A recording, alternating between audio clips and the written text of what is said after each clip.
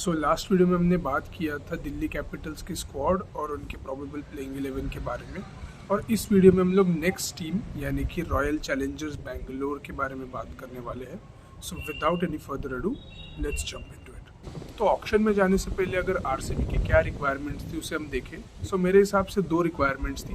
सबसे पहले top order batting में बैकअप ऑप्शंस और दूसरा है बॉलिंग में बैकअप ऑप्शंस, स्पिन में और पेस में, दोनों में। तो आई थिंक ये दो रिक्वायरमेंट्स थी और उसको फुलफिल करने के लिए अगर क्या किया है वो देखा जाए तो जॉर्डन कॉक्स एक जो फॉरेन विकेट कीपर है, इंग्लिश विकेट कीपर है, रिसेंटली 100 में उन्होंने काफ़ी अच्छा परफॉर्म किया है। उनको खरीदा है जो फिल सॉल्ट के साथ एक ऑप्शन देते हैं बैटिंग में। उसके बाद अगर देखें तो वेंकटेश अय्यर को खरीदा है जिनको लास्ट ईयर भी खरीदने का ट्राई किया था और काफ़ी बड़े अमाउंट में गए थे वेंकटेश अय्यर। इस सीज़न उनको ले लिया है तो वो देवदत्त पडिक्कल के साथ एक ऑप्शन देते हैं। फिर उसके बाद कुछ यंग इंडियन ऑलराउंडर्स हैं जैसे कि सात्विक देसवाल, उसके बाद कनिष्क चौहान और विक्की ओस्तवाल जो अंडर 19 में भी खेले थे 2022 में, और फिर विहान मल्होत्रा। तो ये चार ऑलराउंडर, यंग ऑलराउंडर है, इंडियन ऑलराउंडर्स अनकैप्ड। उसके बाद फिर बॉलिंग में अगर देखें तो दो ऑप्शंस खरीदे। फॉरेन पेस ऑप्शन में जेकब डफी जिन्होंने रिसेंटली अच्छा परफॉर्म किया था और वर्ल्ड नंबर 1 बॉलर भी रहे थे या नंबर 2 बॉलर भी रहे थे। उनको खरीदा है। और इंडियन पेस ऑप्शन में मंगेश यादव का left arm option Madhya Pradesh के, तो उनको खरीदा है जो कि यश दयाल के जगह आपको एक अल्टरनेटिव देते हैं। ये ऑप्शन में प्लेयर्स हैं जिनको आरसीबी ने खरीदा था। और इसको हम लोग अगर असेंबल करके प्रोबेबल प्लेइंग 11 बनाने का ट्राई करें मोस्टली एक सेटल्ड 11 ही है बिकॉज लास्ट ईयर आरसीबी ने टाइटल जीता था। मोस्ट ऑफ द जो प्लेइंग 11 है वो सेटल्ड ही है जिसमें फिल सॉल्ट और विराट कोहली ओपन करेंगे। उसके बाद नंबर 3 पे ये एक इंटरेस्टिंग पॉइंट ऑफ डिस्कशन हो सकता है कि क्या देवदत्त पडिक्कल के साथ कंटिन्यू करें या फिर वेंकटेश अय्यर का ऑप्शन जो है उसे एक्सप्लोर करें। मुझे लगता है देवदत्त पडिक्कल के साथ ही जाना चाहिए और शायद जाएंगे भी बिकॉज लास्ट ईयर भी टूर्नामेंट का एंड आते आते ही gave them some good performances. I think उनको ही बैक करना चाहिए and go with Devdutt Padikkal. All the Venkatesh Iyer के साथ भी जा सकते हैं और इनकेस कुछ मैचेस के बाद देवदत्त पडिक्कल के फॉर्म में कुछ इश्यूज भी आते हैं वेंकटेश अय्यर का एक ऑप्शन है। इस केस में आई थिंक जा सकते हैं वेंकटेश अय्यर के साथ, पर अभी के लिए मैं प्लेइंग 11 में देवदत्त पडिक्कल को ही रखूँगा। फिर नंबर 4 पे अगर हम देखें तो आएंगे कैप्टन रजत पाटीदार। उसके बाद नंबर 5 पे जितेश शर्मा, फिर 6 पर Tim David, Romario Shepherd. Although ये सब फ्लोट हो सकता है अकॉर्डिंग टू द सिचुएशन, इतना इश्यूज नहीं है। उसके बाद 8 नंबर पे कृणाल पांड्या जिन्होंने लास्ट ईयर काफ़ी अच्छा परफॉर्म करके दिया था आरसीबी को।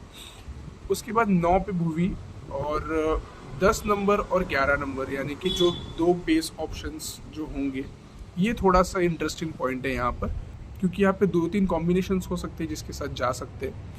अगर, और ये डिपेंड करता है कि क्या प्रायोरिटाइज करता है आरसीबी। तो अगर आरसीबी को लगता है कि they want those wickets in the power play and death bowling they can still handle well, फिर इस केस में जेकब डफी को खिला सकते हैं और साथ में रसिक डर सलाम को खिला सकते हैं क्योंकि हेजलवुड इनिशियली मैचेस में नहीं रहने वाले हैं, तो वो एक थोड़ा सा कंसर्न है आरसीबी के लिए। उनकी जगह पे अगर पहला कॉम्बिनेशन ट्राई करें तो डफी और रसिक डर के साथ जा सकते हैं। लेकिन इन केस आरसीबी को लगता है कि डेथ बॉलिंग में उनको थोड़ा और एक्सपीरियंस चाहिए या डेथ बॉलिंग उनको थोड़ा और मैनेज करना है, उस केस में फिर आप मंगेश यादव और नुआन तुषारा के साथ जा सकते हैं बिकॉज अगेन यश दयाल का भी अभी थोड़े अनसर्टेनिटी है कि वो खेलेंगे या नहीं। इन केस अगर वो उन्हें खेलने को नहीं मिलता है या वो नहीं खेल पाते तो उस केस में मंगेश यादव को खिला सकते हैं along with Nuwan Thushara. I think ये 2-3 कॉम्बिनेशन हो सकते हैं। इसके अलावा भी शायद कोई कॉम्बिनेशन यूज कर सकती है आरसीबी, और मुझे लगता है मोस्ट प्रोबेबली यही 2 कॉम्बिनेशन होंगे। और फिर इम्पैक्ट प्लेयर में सुयश शर्मा, और इन केस अगर कभी बैटिंग में कोलैप्स होता है तो स्वप्निल सिंह का भी एक ऑलराउंड ऑप्शन है उनके पास। चैलेंजेस की बात करते हैं फॉर आरसीबी, और मेरे हिसाब से 2 चैलेंजेस हो सकते हैं। सबसे पहला है स्पिनर्स की परफॉर्मेंस बिकॉज लास्ट सीजन भी काफ़ी लोगों के एक्सपेक्टेशन से 10-15% बेटर परफॉर्म किया था दोनों ही स्पिनर्स ने, चाहे वो सुयश शर्मा हो या कृणाल पांड्या। और उस चीज़ को फिर से एमुलेट करना थोड़ा सा ट्रिकी हो सकता है। Will have to see how they perform. और दोनों का परफॉर्म करना थोड़ा क्रूशल इसलिए हो जाता है बिकॉज अगर हम बैकअप्स में भी देखें तो एक हल्का सा इनएक्सपीरियंस है। ऑल्दो हो सकता है if given the chance they also perform, but ideally अगर हम देखें या ऑन पेपर हम अगर देखें थोड़ा एक इनएक्सपीरियंस है, इसलिए क्रूशल हो जाता है कि दोनों ही स्पिनर्स फिर से अच्छा परफॉर्म करें if RCB has to do well in this tournament. और दूसरा चैलेंज मेरे हिसाब से होगा हेजलवुड का ना खेलना, बिकॉज हमने देखा था लास्ट ईयर भी कि how he played a key role in RCB winning the title. और क्योंकि इनिशियली कुछ मैचेस के लिए अवेलेबल नहीं होने वाले हैं, सो एक चैलेंज होगा RCB के लिए and we'll have to see how they work on this challenge या सॉल्व दिस चैलेंज। सो हमने RCB के प्रोबेबल प्लेइंग 11 और उनके चैलेंजेस की बात कर ली है इस वीडियो में। क्या लगता है आपको, how will RCB perform in this tournament, और क्या प्रोबेबल प्लेइंग 11 हो सकती है फॉर द फर्स्ट मैच या टूर्नामेंट? तो आप मुझे वो कमेंट्स में बताइएगा and I will see you in the next video, जिसमें हम लोग राजस्थान रॉयल्स की बात करेंगे। So stay tuned and I will see you in the next video. So bye bye.